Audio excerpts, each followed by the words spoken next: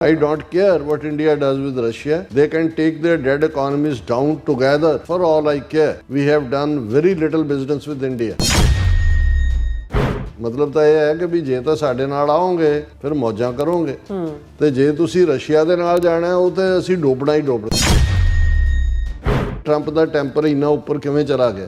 Russia ਨਾਲ ਜਿਹੜੀ frustration ਹੈ ਉਹ ਵੀ ਇੱਕ ਬੜਾ ਵੱਡਾ ਕਾਰਨ ਹੈ ਔਰ ਇਹੀ ਕਾਰਨ ਹੈ ਇੱਕ ਪਾਸੇ ਰਸ਼ੀਆ ਨੂੰ 60 ਦਿਨ ਦਾ ਟਾਈਮ ਦਿੱਤਾ ਸੀ ਕਿ ਇਹਦੇ ਤੇ ਨੈਗੋਸ਼ੀਏਸ਼ਨ ਟੇਬਲ ਤੇ ਆਓ, ਹੁਣ 8 ਤੋਂ 10 ਦਿਨ ਦੇ ਦਿੱਤੇ ਨੇ। ਇਸ ਸਾਰੇ 'ਚ ਬ੍ਰਿਕਸ ਨੂੰ ਵੀ ਸਿੱਧਾ ਚੈਲੰਜ ਕੀਤਾ, ਨਾਲ ਦੀ ਨਾਲ ਜਿਹੜਾ ਉਹਨਾਂ ਨੇ ਇੰਡੀਆ ਨੂੰ ਵੀ ਮੈਸੇਜ ਦੇ ਦਿੱਤਾ ਔਰ ਇਹ ਵੀ ਕਹਿ ਦਿੱਤਾ ਵੀ ਤੁਹਾਡੀਆਂ ਹੁਣ ਤੁਸੀਂ ਦੋਨੋਂ ਹੀ ਜੇ ਉਹਨਾਂ ਦਾ ਨਾਲ ਜਾਣਾ ਤੇ ਅਸੀਂ ਤੁਹਾਨੂੰ ਡੋਬਣਾ ਹੀ ਡੋਬਣਾ।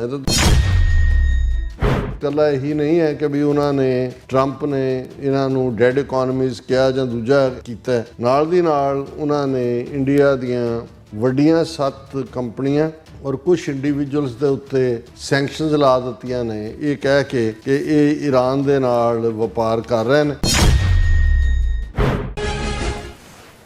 Viewers welcome back to programme. So viewers ਗੱਲਬਾਤ ਕਰਨ ਜਾ ਰਹੇ ਹਾਂ ਕਿ ਪ੍ਰੈਜ਼ੀਡੈਂਟ ਟਰੰਪ ਨੇ ਭਾਰਤ ਤੇ ਇੱਕ ਵਾਰ ਫਿਰ ਨਿਸ਼ਾਨਾ ਸਾਧਿਆਂ ਕਿਹਾ ਹੈ ਕਿ ਭਾਰਤ ਤੇ ਰੂਸ ਦੋਵੇਂ ਮਰੀਆਂ ਹੋਈਆਂ ਆਰਥਿਕਤਾਵਾਂ ਹਨ, ਜਾਨੀ ਕਿ ਡੈਡ ਇਕਨੋਮੀਜ਼ ਹਨ, ਉਹ ਇਕੱਠੇ ਡੁੱਬ ਸਕਦੇ ਹਨ। ਸੋ ਇਸ ਬਾਰੇ ਆਪਾਂ ਗੱਲਬਾਤ ਕਰਨ ਜਾ ਰਹੇ ਹਾਂ। ਸੋ ਅਸੀਂ ਚਾਹਾਂਗੇ ਕਿ ਤੁਸੀਂ ਇਸੇ ਤਰ੍ਹਾਂ ਬਣੇ ਰਹਿਣਾ, ਦੇਖਣ ਸੁਣਨ ਲਈ ਐਂਡ ਲਿਖਣ ਲਈ ਤੁਹਾਡਾ ਸਭ ਦਾ ਬਹੁਤ ਬਹੁਤ ਧੰਨਵਾਦ ਜੀ। ਡਾਕਟਰ ਸਾਹਿਬ ਕੀ ਕਹਿਣਾ ਚਾਹੋਗੇ?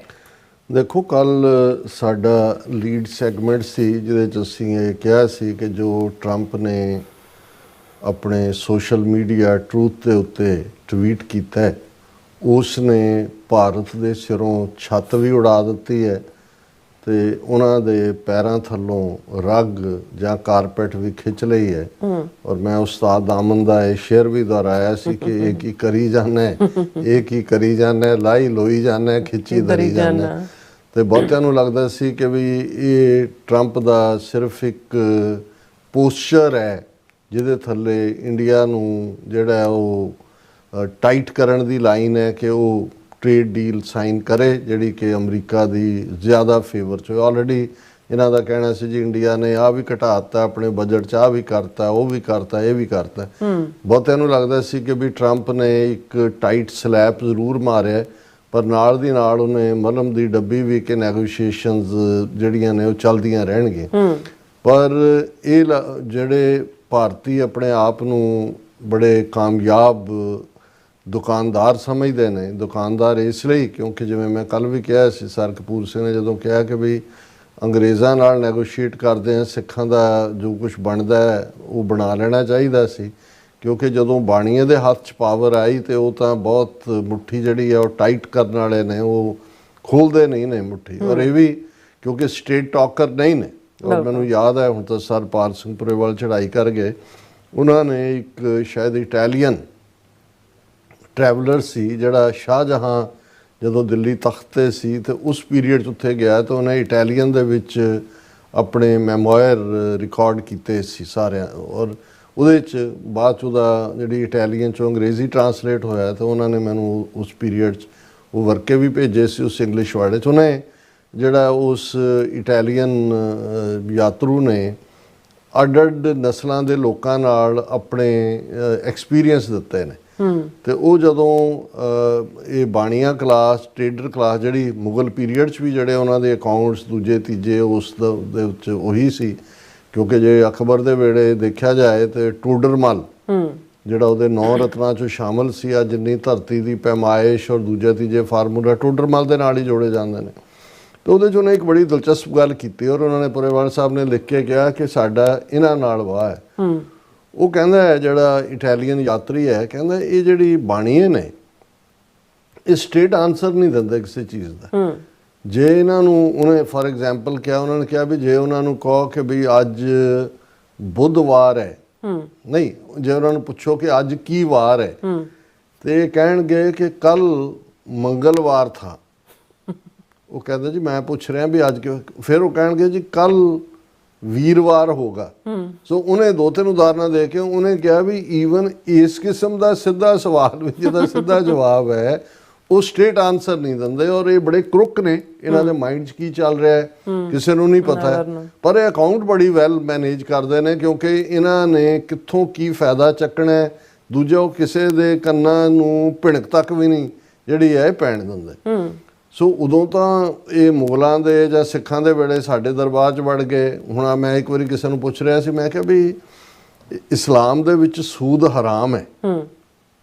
ਅਫਗਾਨ ਬੜੇ ਬਹਾਦਰ ਲੋਕ ਨੇ, ਵਾਰੀਅਰ ਨੇ, ਉਹਦੇ 'ਚ ਕੋਈ ਸ਼ੱਕ ਨਹੀਂ ਹੈ, ਗ੍ਰੇਵ ਯਾਰਡ ਆਫ ਐਮਪਾਇਰਸ ਅਫਗਾਨਿਸਤਾਨ ਨੂੰ ਕਿਹਾ ਜਾਂਦਾ। ਪਰ ਮੇਰਾ ਇਹ ਸਵਾਲ ਸੀ, ਮੈਂ ਕਿਹਾ ਕਿ ਵੀ ਇਹ ਸੂਦਖੋਰ ਵੀ ਨੇ ਕਿ ਵੀ ਇਹ ਜਦੋਂ ਆਉਣਗੇ ਜਾਂ ਇੱਕ ਸਟੇਜ ਦੇ ਉੱਤੇ ਜਦੋਂ ਭਾਰਤ ਦੇ ਵਿੱਚ ਲੋਕ ਆਉਂਦੇ ਸੀ ਜਾਂ ਦੂਜੇ, ਤੇ ਇਹਨਾਂ ਦਾ ਮੁੱਖ ਤੌਰ ਦੇ ਉੱਤੇ ਜਿਹੜਾ ਪਾਰਟ ਹੁੰਦਾ ਸੀ ਕਿ ਵੀ ਉਹਨਾਂ ਨੇ 100 ਰੁਪਈਆ ਦਿੱਤਾ, ਜੇ ਤੁਸੀਂ ਉਹਦਾ 5 ਰੁਪਈਏ ਉਹਦਾ ਵਿਆਜ ਹੈ, ਉਹਨੂੰ ਵਿਆਜ ਨਹੀਂ ਸੀ ਕਹਿੰਦੇ ਕਿ ਮੁਨਾਫਾ, ਕਿ ਮੁਨਾਫਾ ਦਿਓ, ਤੇ ਤੁਸੀਂ ਜੇ ਰਕਮ ਵਾਪਸ ਵੀ ਕਰਨੀ ਚਾਹੁੰਦੇ ਨਹੀਂ ਕਹਿੰਦੇ ਸੀ ਰੱਖੋ ਰੱਖੋ ਬਾਬੂ ਮੁਨਾਫਾ ਦਿਓ ਮੁਨਾਫਾ। ਤੇ ਮੈਂ ਕਿਹਾ ਵੀ ਇਹ ਕਹਿੰਦੇ ਵੀ ਇਹ ਮਹਿਮੂਦ ਗਜ਼ਨਵੀ ਦੇ ਜ਼ਮਾਨੇ ਤੋਂ ਕਹਿੰਦੇ ਉਹ ਵੀ ਨਾਲ ਲੈ ਗਿਆ ਸੀ ਕੁਝ ਬਾਣੀਆਂ ਨੂੰ ਚੁੱਕ ਕੇ ਕਿ ਵੀ ਵਪਾਰ ਸਿਖਾਓ, ਕਹਿੰਦੇ ਉਹਨਾਂ ਨੇ ਸਿਖਾਈ ਹੋਈ ਹੈ ਸੂਦਖੋਰੀ। ਫਿਰ ਗਜ਼ਨਵੀ ਤੋਂ ਅਬਦਾਲੀ ਤੱਕ ਕਿ ਵੀ ਉਹਨਾਂ ਨੂੰ ਇੱਧਰ ਤੋਰਿਆ, ਅਦਰਵਾਈਜ਼ ਇਸਲਾਮ ਦੇ ਵਿੱਚ ਤਾਂ ਹਰਾਮ ਹੈ ਸੂਦ। ਸੋ ਮਤਲਬ ਇਹ ਹੈ ਵੀ ਇਹਨਾਂ ਦੇ ਨਾਲ ਹੁਣ ਇਹ ਸਮਝਦੇ ਸੀ ਵੀ ਅਸੀਂ ਬੜੇ ਟਫ ਨੈਗੋਸ਼ੀਏਟਰ ਹੈ, ਅਸੀਂ ਬੜਾ ਫਲਾਣਾ ਹੈ। ਹੁਣ ਲਗਭਗ 5-6 ਮਹੀਨੇ ਪਹਿਲਾਂ 20 ਜਨਵਰੀ ਤੋਂ ਬਾਅਦ ਸਹੁੰ ਚੁੱਕਣ ਤੋਂ, ਕਿਉਂਕਿ ਟੈਰਿਫ ਦਾ ਐਲਾਨ ਤਾਂ ਪਹਿਲਾਂ ਹੀ ਕਰਤਾ ਸੀ ਔਰ ਉਦੋਂ ਤੋਂ ਟਰੰਪ ਕਹਿ ਰਿਹਾ ਸੀ ਵੀ ਇੰਡੀਆ ਕਿੰਗ ਆਫ ਟੈਰਿਫ ਹੈ। ਸਭ ਤੋਂ ਪੁਰਾਣੀ ਗੱਲਬਾਤ ਜਿਹੜੀ ਟ੍ਰੇਡ ਡੀਲ ਨੂੰ ਲੈ ਕੇ ਉਹ ਭਾਰਤ ਦੇ ਨਾਲ ਚੱਲ ਰਹੀ ਹੈ। ਉਹਨਾਂ ਨੂੰ ਇੰਨਾ ਹਰਾਸ ਕਰ ਦਿੱਤਾ ਹੈ ਅਮਰੀਕਾ ਦੇ ਨੈਗੋਸ਼ੀਏਟਰ ਜਾਂ ਦੂਜਿਆਂ ਨੂੰ, ਗੱਲ ਤਾਂ ਕਿਸੇ ਕੰਢੇ ਲਾਉਂਦੇ ਨਹੀਂ ਹੈ ਨਹੀਂ। ਉਹਨਾਂ ਨੇ ਜਿਹੜਾ ਉਹ ਮੁੱਕਰ ਜਾਂਦੇ ਹੋਣੇ ਨੇ, ਪਹਿਲਾਂ ਕੋਈ ਮੰਨ ਕੇ ਜਾਂਦਾ ਹੋਣਾ, ਕੋਈ ਦੂਜਾ ਮੁੱਕਰ ਜਾਂਦਾ ਹੋਣਾ। ਕਿਉਂਕਿ ਇਹ ਗੱਲ ਮੈਂ ਹੀ ਨਹੀਂ ਕਹਿ ਰਿਹਾ, ਹੁਣ ਜਿਹੜਾ ਟਰੰਪ ਨੇ ਅੱਜ ਇੱਕ ਐਡੀਸ਼ਨਲ ਜਿਹੜਾ ਉਹ ਥੱਪੜ ਤਾਂ ਪਹਿਲਾਂ ਮਾਰਿਆ ਸੀ, ਹੁਣ ਘਸੁੰਨ ਵੀ ਮਾਰਿਆ, ਨਾਲ ਲੱਤ ਵੀ ਮਾਰੀ ਹੈ। ਉਹਦੀ ਗੱਲ ਕਰਨ ਤੋਂ ਪਹਿਲਾਂ ਇਹ ਜਿਹੜਾ ਪਾਰਟ ਹੈ ਕਿ ਵੀ ਇਹ ਜਿਹੜੀ ਟ੍ਰੇਡ ਨੈਗੋਸ਼ੀਏਸ਼ਨ ਸੀ, ਇਹਦੇ 'ਚ ਇਹਨਾਂ ਦਾ ਕੀ ਬਿਹੇਵੀਅਰ ਹੈ, ਉਹਦੇ 'ਚ ਜਿਹੜਾ ਟ੍ਰੇਜਰੀ ਸੈਕਟਰੀ ਹੈ, ਕਿਉਂਕਿ ਹੁਣ ਜਿਹੜਾ ਵਪਾਰ ਨਾਲ ਰਿਲੇਟਿਡ ਡੀਲ ਹੈ ਉਹ ਤਾਂ ਟ੍ਰੇਜਰੀ ਨੇ ਕਰਨੀ। ਟ੍ਰੇਜਰੀ ਸੈਕਟਰੀ ਨੇ ਇਹ ਕਿਹਾ Trump and team frustrated with India over trade talk says US treasury secretary. ਔਰ ਉਹਨੇ ਕਿਹਾ ਕਿ ਵੀ ਇਹ ਜਿਹੜਾ US ਟ੍ਰੇਜਰੀ ਸੈਕਟਰੀ ਹੈ ਮਿਸਟਰ ਸਕਾਟ ਬੈਸੈਂਟ, ਉਹਨੇ ਕਿਹਾ ਕਿ president Donald Trump and the whole trade negotiation team had been frustrated with India over the trade talks, ਕਿ ਵੀ ਉਹਨਾਂ ਦੀ ਫਰਸਟ੍ਰੇਸ਼ਨ ਹੋਈ ਕਿਉਂ। ਔਰ ਉਹਦੇ 'ਚ ਉਹਨੇ ਕਿਹਾ ਕਿ ਵੀ well I don't know what is going to happen, it will be up to India came to the table early. ਵੀ ਸਭ ਤੋਂ ਪਹਿਲਾਂ ਨੈਗੋਸ਼ੀਏਸ਼ਨ ਇੰਡੀਆ ਨੇ ਸ਼ੁਰੂ ਕੀਤੀ। ਦੇ ਹੈਵ ਬਿਨ ਸਲੋ ਰੋਲਿੰਗ ਥਿੰਗਸ, ਉਹ ਕੱਲ ਬੁੱਧਵਾਰ ਹੋਗਾ ਇੱਧਰ ਸਲੋ ਰੋਲਿੰਗ ਥਿੰਗਸ ਕੋਈ ਕਹਿਣ। So I think that the president, the whole trade team has been frustrated with them ਕਿ ਵੀ ਇਹ ਗੱਲ ਨੂੰ ਕਿਸੇ ਕੰਡੇ ਨਹੀਂ ਲਾਉਂਦੇ, ਗੋਲ ਘੁਮਾਈ ਜਾਂਦੇ ਨੇ, ਘੁਮਾ ਰਹੇ ਨੇ, ਸਿੱਧੀ ਕੋਈ ਗੱਲ ਨਹੀਂ ਕਰਦੇ। ਉਹਨਾਂ ਨੇ CNBC ਨੂੰ ਇੰਟਰਵਿਊ ਵਿੱਚ ਕਿਹਾ, ਫਿਰ ਉਹਨਾਂ ਨੇ ਕਿਹਾ ਕਿ ਵੀ ਇਹ ਜਿਹੜਾ ਰਸ਼ੀਆ ਦੇ ਨਾਲ ਡੀਲਿੰਗ ਹੈ ਜਾਂ ਦੂਜੀ ਹੈ, ਇਹਨੇ ਵੀ ਇਰੀਟੇਟ ਕੀਤਾ। ਔਰ ਇਹ ਜਿਹੜਾ ਟ੍ਰੇਜਰੀ ਸੈਕਟਰੀ ਦਾ ਇਹ ਕਹਿਣਾ ਹੈ ਕਿ ਵੀ ਸਾਡੇ ਸਭ ਤੋਂ ਪਹਿਲਾਂ ਇੰਡੀਆ ਨੇ ਸ਼ੁਰੂ ਕੀਤੀ ਗੱਲ, ਪਰ ਟਰੰਪ ਵੀ ਔਰ ਟੀਮ ਵੀ ਉਹ ਫਰਸਟ੍ਰੇਟ ਹੋਈ with the India over the trade talks. ਹੁਣ ਤੁਸੀਂ ਜਿਹੜਾ ਉਹਨਾਂ ਦਾ ਸੈਕਟਰੀ ਆਫ ਸਟੇਟ ਹੈ ਮਾਰਕੋ ਰੂਬੀਓ, ਉਹਨੇ ਰਸ਼ੀਅਨ ਆਇਲ ਦੀ ਗੱਲ ਕੀਤੀ, ਪਰ ਉਹਨਾਂ ਦੀ ਗੱਲ ਉਹਦੇ 'ਚੋਂ ਹੀ ਨਿਕਲੀ ਜਦੋਂ ਡੋਨਲਡ ਟਰੰਪ ਨੇ ਅੱਜ ਦੂਸਰਾ ਆਪਣਾ ਟਵੀਟ ਠੋਕਿਆ ਸੋਸ਼ਲ ਟਰੂਥ 'ਤੇ।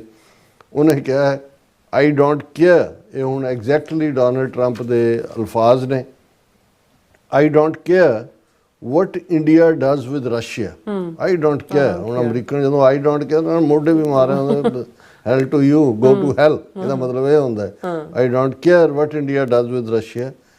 They can take their dead economies down together for all I care. ਕਿ ਵੀ ਮਤਲਬ ਇਹ ਹੈ ਕਿ ਆਪ ਤਾਂ ਡੁੱਬੀ ਜਜਮਾਨ ਵੀ ਡੋਬੇ। ਇਹ ਬੜਾ ਰਿਚ, ਕਿਉਂਕਿ ਜਿਹੜਾ ਪੰਡਤ ਹੈ ਉਹਨੂੰ ਤਾਂ ਜਿਵੇਂ ਉਹ ਚੇਲੇ ਦੀ ਕਹਿੰਦੇ ਆਪਣੀ ਗੁਰਬਾਣੀ ਵਿੱਚ ਵੀ ਹੈਗਾ ਕਿ ਚੇਲੇ ਦੀਏ ਬਹਾ। ਹਾਂ, ਇਹ ਕਬੀਰ ਸਾਹਿਬ ਦਾ ਹੈ ਕਿ ਵੀ ਮਾਏ ਮੁੰਡੋ ਤਹ ਗੁਰੂ ਤਹ ਮਾਏ ਮੁੰਡੋ ਤਹ ਗੁਰੂ ਕੀ ਜਾਂ ਤੇ ਭਰਮ ਨਾ ਜਾਏ ਆਪ ਡੂਬੇ ਚੌ ਬੇਦ ਮੇ ਚੇਲੇ ਦੀਏ ਬਹਾਏ ਕਿ ਉਹਨਾਂ ਉਸ ਪੰਡਤ ਦੇ ਮਾਂ ਦਾ ਸਿਰ ਮੁੰਨ ਦਿਓ ਜਿਹਦੇ ਪਿੱਛੇ ਜਿਹਨੇ ਆਪਣੇ ਜਜਮਾਨ ਜਾਂ ਆਪਣੇ ਫਾਲੋਅਰ ਬਣਾਏ ਹੋਏ ਨੇ। ਮਾਏ ਮੁੰਡੋ ਤਾਂ ਹੈ ਗੁਰੂ ਕੀ, ਮੇਰੇ ਖਿਆਲ ਗੁਰੂ ਲਫ਼ਜ਼ ਹੈ ਜਾਂ ਕੋਈ, ਮੈਂ ਮਾਫੀ ਮੰਗਦਾ ਜੇ ਕੋਈ ਗਲਤ ਹੋਏ। ਜਾਂ ਤੇ ਭਰਮ ਨਾ ਜਾਏ ਕਿ ਵੀ ਜਿਹੜਾ ਤੁਹਾਡਾ ਭਰਮ ਦਾ ਨਿਵਾਰਨ ਨਹੀਂ ਕਰ ਸਕਦਾ ਉਹਦੀ ਮਾਂ ਦਾ ਸਿਰ ਮੁੰਨ ਦਿਓ। ਆਪ ਡੂਬੇ ਚੌ ਵੇਦ ਮੇ ਚੇਲੇ ਦੀਏ ਬਹਾਏ ਕਿ ਖੁਦ ਵੀ ਇਹਨਾਂ 4 ਵੇਦਾਂ ਦੇ ਚੱਕਰ ਤਾਂ ਡੁੱਬੇ ਹੀ ਹੋਏ ਸੀ ਤੇ ਨਾਲ ਉਹਨਾਂ ਨੇ ਚੇਲੇ ਵੀ ਜਿਹੜਾ ਉਹ ਰੋੜ ਦਿੱਤੇ। ਉਹਨਾਂ ਦਾ ਵੀ ਯਾਨੀ ਜੀਵਨ ਦਾ ਜਿਹੜਾ ਮਕਸਦ ਆ ਉਹ ਸਫਲ ਨਹੀਂ ਹੋਇਆ।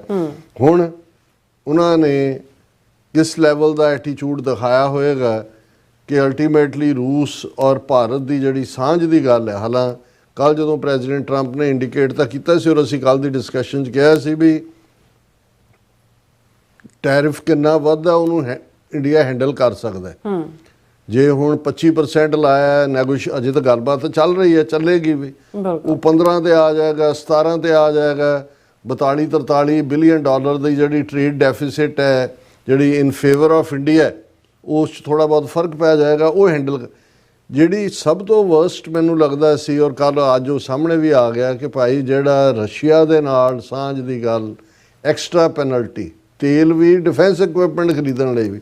ਮੈਂ ਕਿਹਾ ਇਹ ਹੁਣ ਇੰਡੀਆ ਨੂੰ ਡਿਸਾਈਡ ਕਰਨਾ ਪਏਗਾ ਕਿ ਤੂੰ ਇਸ ਖੂੰਜੇ 'ਚ ਖੜਾ ਹੈ ਕਿ ਉਸ ਖੂੰਜੇ 'ਚ ਖੜਾ ਹੈ, ਕਿ ਕਿਹਦੇ ਨਾਲ ਤੂੰ ਖੜਾ ਹੈ। ਔਰ ਟਰੰਪ ਨੇ ਇਹਦੇ 'ਚੋਂ ਇਹ ਵੀ ਇੰਡੀਕੇਸ਼ਨ ਦਿੱਤੀ ਕਿ ਵੀ ਇਹ ਦੋਨੋਂ ਹੀ ਇਕੋਨਮੀਜ਼ ਡੈਡ ਇਕੋਨਮੀਜ਼, ਕਿਉਂਕਿ ਜੇ ਟੁਗੈਦਰ ਰਹਿਣਗੇ ਮਤਲਬ ਤਾਂ ਇਹ ਹੈ ਕਿ ਵੀ ਜੇ ਤਾਂ ਸਾਡੇ ਨਾਲ ਆਓਗੇ ਫਿਰ ਮੌਜਾਂ ਕਰੋਗੇ, ਤੇ ਜੇ ਤੁਸੀਂ ਰਸ਼ੀਆ ਦੇ ਨਾਲ ਜਾਣਾ ਉਹ ਤੇ ਅਸੀਂ ਡੋਬਣਾ ਹੀ ਡੋਬਣਾ। ਕਿਉਂਕਿ ਇਹ ਹੁਣ ਇਸ ਸਾਰੇ ਨੂੰ ਜੇ ਤੁਸੀਂ ਇੱਕਦਮ ਬਹੁਤਿਆਂ ਨੂੰ ਲੱਗਦਾ ਵੀ ਟਰੰਪ ਦਾ ਟੈਂਪਰ ਇੰਨਾ ਉੱਪਰ ਕਿਵੇਂ ਚਲਾ ਗਿਆ, ਰਸ਼ੀਆ ਨਾਲ ਜਿਹੜੀ ਫਰਸਟ੍ਰੇਸ਼ਨ ਹੈ ਉਹ ਵੀ ਇੱਕ ਬੜਾ ਵੱਡਾ ਕਾਰਨ ਹੈ। ਔਰ ਇਹੀ ਕਾਰਨ ਹੈ ਇੱਕ ਪਾਸੇ ਰਸ਼ੀਆ ਨੂੰ 60 ਦਿਨ ਦਾ ਟਾਈਮ ਦਿੱਤਾ ਸੀ ਕਿ ਇਹਦੇ ਤੇ ਨੈਗੋਸ਼ੀਏਸ਼ਨ ਟੇਬਲ ਤੇ ਆਓ, ਹੁਣ 8 ਤੋਂ 10 ਦਿਨ ਦੇ ਦਿੱਤੇ ਨੇ। ਹੁਣ ਜਦੋਂ ਉਹਨਾਂ ਦੀ ਟੀਮ ਨੇ ਉਹਨਾਂ ਨੂੰ ਬਰੀਫ ਕੀਤਾ ਹੋਏਗਾ ਕਿ ਕਿਉਂਕਿ ਲਾਣੀਆਂ ਤਾਂ ਸੈਂਕਸ਼ਨਸ ਹੀ ਨੇ, ਤਾਂ ਨਹੀਂ ਵੀ ਟਰੰਪ ਨੇ ਕੋਈ ਉੱਥੇ ਬੰਬ ਚਲਾ ਦੇਣਾ, ਸੈਂਕਸ਼ਨਸ ਹੀ ਲਾਣੀਆਂ ਨੇ। ਤੇ ਜਦੋਂ ਉਹਨੇ ਬਰੀਫਿੰਗ ਲਈ ਹੋਏਗੀ ਟਰੰਪ ਨੇ ਕਿ ਜਿਹੜੀਆਂ ਪਹਿਲੀਆਂ ਸੈਂਕਸ਼ਨਸ ਨੇ ਕਿਉਂ ਇਫੈਕਟਿਵ ਨਹੀਂ ਹੋ ਰਹੀਆਂ, ਉਹਨੇ ਕਿਹਾ ਹੋਣਾ ਜੀ ਇੰਡੀਆ ਉਹ ਉਹਨਾਂ ਦਾ ਵਾਧੂ ਆਇਲ ਖਰੀਦਦੇ ਨੇ, ਪ੍ਰੋਸੈਸ ਕਰਕੇ ਯੂਰਪ ਦੀ ਮਾਰਕੀਟ 'ਚ ਵੇਚਦੇ ਨੇ। ਸੋ ਹੁਣ ਇਸ ਵਾਰ ਜਿਹੜਾ ਦੂਸਰੇ ਦਿਨ ਉਹਨਾਂ ਦਾ ਨਿਸ਼ਾਨਾ ਸੀ, ਪਹਿਲੇ ਦਿਨ ਉਹਨਾਂ ਨੇ ਇੰਡੀਕੇਟ ਕਰ ਦਿੱਤਾ ਸੀ ਕਿ ਐਕਸਟਰਾ ਪੈਨਲਟੀ ਹੋਏਗੀ।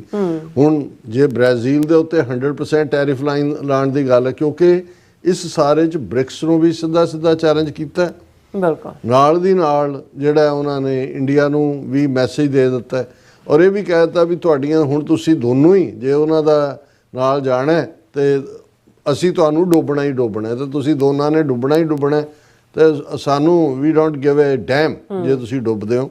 ਆਈ don't care what India does with Russia, they can take their dead economies down together, for all I care. We have done very little business with India. ਅਸੀਂ ਸਾਡਾ ਕੀ ਹੈ ਇੰਡੀਆ ਦੇ ਨਾਲ, ਬਹੁਤ ਥੋੜੀ। Their tariffs are too high among the highest in the world. ਸਭ ਤੋਂ ਜ਼ਿਆਦਾ ਦੁਨੀਆ ਦੇ ਮੁਲਕਾਂ 'ਚੋਂ ਸਭ ਤੋਂ ਜ਼ਿਆਦਾ ਟੈਰਿਫ ਭਾਰਤ ਨੇ ਸਾਡੀਆਂ ਚੀਜ਼ਾਂ 'ਤੇ ਲਾਏ ਨੇ। Likewise Russia and USA do almost no business together. ਵੀ ਸਾਡਾ ਰਸ਼ੀਆ ਨਾਲ ਵੀ ਕਾਹਦੀ ਬਿਜ਼ਨਸ ਹੈ। Let's keep it that way and tell Medvedev, the failed former president of Russia, who thinks he is still president, to watch his words. He is entering very dangerous territory. ਇਹ ਜਿਹੜਾ ਸਾਬਕਾ president ਹੈ Russia ਦਾ, ਉਹਨੇ ਕੋਈ ਇਸ ਕਿਸਮ ਦਾ ਬਿਆਨ ਦਿੱਤਾ, ਉਹਨੂੰ ਵੀ ਨਾਲ ਦੀ ਨਾਲ ਕਿਹਾ ਕਿ ਵੀ ਆਪਣੀ ਜ਼ੁਬਾਨ ਤੇ ਕਾਬੂ ਰੱਖ ਔਰ ਤੂੰ ਖਤਰਨਾਕ ਜਿਹੜਾ ਖੇਤਰ 'ਚ ਪੈਰ ਰੱਖ ਰਿਹਾ। ਮੈਂ ਐਗਜ਼ੈਕਟਲੀ ਨਹੀਂ ਦੇਖਿਆ ਵੀ ਉਹਨੇ ਕੀ ਕਿਹਾ, ਪਰ ਇਹ ਉਹਨੂੰ ਐਡਰੈਸਡ ਹੈ। ਪਰ ਇਸ ਸਾਰੇ ਦੇ ਚਲਦਿਆਂ ਇੱਕ ਪੰਛੀ ਝਾਤ ਇਸ ਗੱਲ ਤੇ ਵੀ ਮਾਰ ਲਈ ਜਾਏ ਕਿ ਜਿਹੜਾ ਭਾਰਤ ਤੋਂ ਅਮਰੀਕਾ ਨੂੰ ਆਉਂਦਾ ਹੈ, ਮੈਂ ਦੇਖ ਰਿਹਾ ਸੀ ਵੀ ਬਹੁਤ ਇਨਸਿਗਨੀਫੀਕੈਂਟ ਹੈ।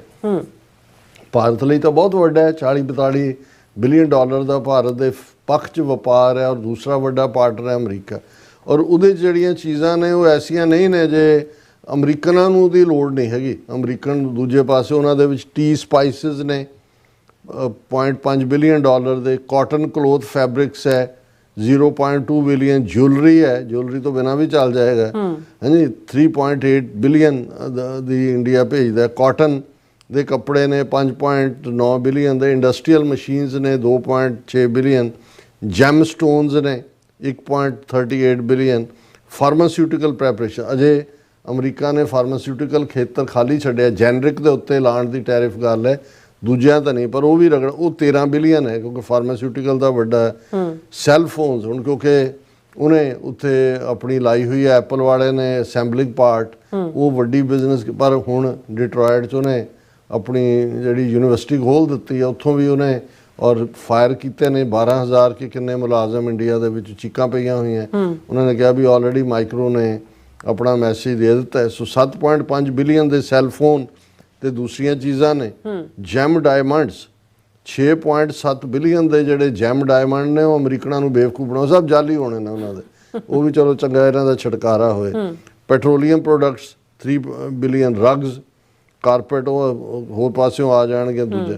ਸੋ ਇਹ US ਸੈਂਸਸ ਬਿਊਰੋ ਦੀਆਂ ਫਿਗਰਸ ਨੇ।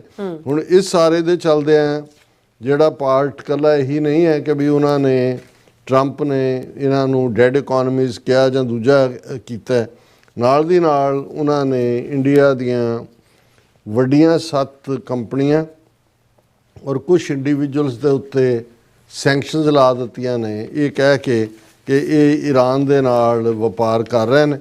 ਔਰ ਇਹਦੇ ਤੇ ਵੱਡੀ ਖਬਰ ਹੈ US sanctions Indian nationals and firms in global crackdown ਔਰ ਈਰਾਨਸ ਆਇਲ ਨੈਟਵਰਕ। ਔਰ ਇਹ office of foreign assets control ਅਮਰੀਕਾ ਦਾ, ਉਹਨਾਂ ਨੇ ਇਹ ਜਿਹੜੀਆਂ ਨੇ ਸੈਂਕਸ਼ਨਸ ਲਾਈਆਂ ਨੇ, ਸੈਂਕਸ਼ਨਸ ਆਰਥਿਕ ਪਾਬੰਦੀਆਂ ਨੂੰ ਕਹਿੰਦੇ ਨੇ। ਔਰ ਇਸ ਸਾਰੇ ਦੀ ਜ਼ਦ ਦੇ ਵਿੱਚ 50 ਤੋਂ ਜ਼ਿਆਦਾ ਇੰਡੀਵਿਜੂਅਲ ਐਂਟੀਟੀਜ਼ ਔਰ ਮਲਟੀਪਲ ਕੰਟਰੀਜ਼ ਇਨਵੋਲਵਡ ਨੇ। ਔਰ ਇਹਨਾਂ ਦੇ ਵਿੱਚ ਜਿਹੜੇ ਕਿਉਂਕਿ ਈਰਾਨ ਦਾ ਇੱਕ ਸਟਰੋਂਗ ਮਿਸਟਰ ਹੁਸੈਨ ਹੈ ਜਿਨ੍ਹਾਂ ਦੀ ਕੰਪਨੀ ਅਲੀ ਸ਼ਾਮ ਖਾਨੀ ਦੀ ਹੈ, ਇਹ ਸੁਪਰੀਮ ਲੀਡਰ ਈਰਾਨ ਦਾ ਐਡਵਾਈਜ਼ਰ ਵੀ ਹੈ, ਔਰ ਉਸ ਨੂੰ ਪ੍ਰਭਾਵਿਤ ਕਰਨਾ ਹੈ। ਔਰ ਜਿਹੜੇ ਇੰਡੀਅਨਸ ਦੇ ਉੱਤੇ ਪਾਬੰਦੀ ਲਾਈ ਹੈ ਇਹਨਾਂ ਨੇ, amongst those designated as is Pankaj Nagaj bhai Patel, ਇਹਦਾ ਮੋਦੀ ਦਾ Gujarati, Indian national based in United Arab Emirates UAE ਦੇ ਵਿੱਚ ਰਹਿੰਦਾ ਹੈ, ਸੀਨੀਅਰ ਐਗਜ਼ੈਕਟਿਵ ਹੈ ਸ਼ਿਪਿੰਗ ਕੰਪਨੀ ਦਾ, ਔਰ ਐਗਜ਼ੈਕਟਿਵ ਵੀ ਰਿਹਾ ਟਿਊਡਰ ਸ਼ਿਪਿੰਗ LLC ਦਾ। ਉਸ ਦੇ ਉੱਤੇ ਉਹਨਾਂ ਨੇ ਇਹਨਾਂ ਦੇ ਸਾਰੇ ਅਸੈਟ ਵੀ ਫਰੋਜ਼ ਕਰਤੇ ਨੇ। 2 ਹੋਰ ਇੰਡੀਅਨ ਨੈਸ਼ਨਲਸ ਨੇ, ਜੈਕਬ ਕੁਰੀਅਨ ਐਂਡ ਅਨਿਲ ਕੁਮਾਰ ਪੰਕਲ ਨਾਰਾਇਣ ਜੀ ਨਾਇਰ ਵਰ ਆਇਡੈਂਟੀਫਾਈਡ ਐਜ਼ ਕੀ ਫਿਗਰਸ। ਇਹਨਾਂ ਦੀਆਂ ਕੰਪਨੀਆਂ ਦੇ ਉੱਤੇ ਵੀ ਆਰਥਿਕ ਪਾਬੰਦੀਆਂ ਨੇ। ਔਰ ਇਹ ਜਿਹੜੀਆਂ ਨੇ ਇਹਦਾ ਜਦੋਂ ਅਸੀਂ ਪਾਬੰਦੀਆਂ ਕਹਿੰਦੇ ਆ ਇਹਦਾ ਮਤਲਬ ਇਹ ਹੁੰਦਾ ਹੈ ਕਿ ਜਿਨ੍ਹਾਂ ਨੂੰ ਨੋਮੀਨੇਟ ਕੀਤਾ ਗਿਆ ਕੰਪਨੀਆਂ ਪ੍ਰਾਈਵੇਟ, ਉਹਨਾਂ ਦੀ ਸਾਰੀ ਪ੍ਰਾਪਰਟੀ, ਉਹਨਾਂ ਦੇ ਇੰਟਰਸਟ ਜਿਹੜੇ ਯੂਨਾਈਟਿਡ ਸਟੇਟਸ ਨੇ, ਉਹਨਾਂ ਦੇ ਬੈਂਕ ਖਾਤੇ ਸਭ ਫਰੀਜ਼। ਔਰ ਇਹ ਜਿਹੜੇ ਈਵਨ ਅਮਰੀਕਨ ਸਿਟੀਜ਼ਨ ਜਾਂ ਅਮਰੀਕਨ ਬਿਜ਼ਨਸ ਕੰਪਨੀਆਂ ਵੀ ਉਹਨਾਂ ਦੇ ਨਾਲ ਕੋਈ ਜੇ ਤਾਲਮੇਲ ਕਰਨਗੀਆਂ ਜਾਂ ਬਿਜ਼ਨਸ ਕਰਨਗੀਆਂ, ਉਹਨਾਂ ਦੇ ਉੱਤੇ ਵੀ ਜਿਹੜੀਆਂ ਇਹ ਸੈਂਕਸ਼ਨਸ ਲੱਗਣਗੀਆਂ। ਔਰ ਇਹ ਬੜਾ ਵੱਡਾ ਜਿਹੜਾ ਹੈ ਇੰਡੀਅਨ ਬਿਜ਼ਨਸਿਸ ਦੇ ਵਿੱਚ ਬਹੁਤ ਜ਼ਬਰਦਸਤ ਘਬਰਾਹਟ ਹੈ। ਕੁਝ ਜਿਹੜੀਆਂ ਰਿਫਾਈਨਰੀਜ਼ ਜਿਹੜੀਆਂ ਰਸ਼ੀਅਨ ਆਇਲ ਨੂੰ ਰੀਪ੍ਰੋਸੈਸ ਕਰਦੀਆਂ ਸੀ, ਉਹਨਾਂ ਨੇ ਆਲਰੇਡੀ ਜਿਹੜਾ ਉਹ ਆਪਣੇ ਹਾਲਟ ਕਰ ਦਿੱਤੇ ਨੇ ਆਪਣੀਆਂ ਪ੍ਰੋਸੈਸਿਸ।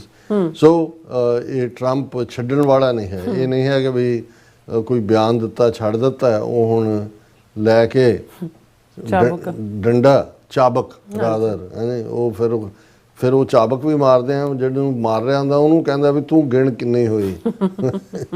ਜੀ ਡਾਕਟਰ ਸਾਹਿਬ ਤੁਹਾਡਾ ਬਹੁਤ ਬਹੁਤ ਧੰਨਵਾਦ। ਸਾਥ ਲੈਣੇ ਬ੍ਰੇਕ ਵਿਊਅਰਸ ਤਾਂ ਸੁਣਾਈ ਇਸੇ ਤਰ੍ਹਾਂ ਹੀ ਬਣੇ ਰਹਿਣਾ। ਮਿਲਦੇ ਆ ਛੋਟੇ ਜਿਹੇ ਵਕਫੇ ਤੋਂ ਬਾਅਦ।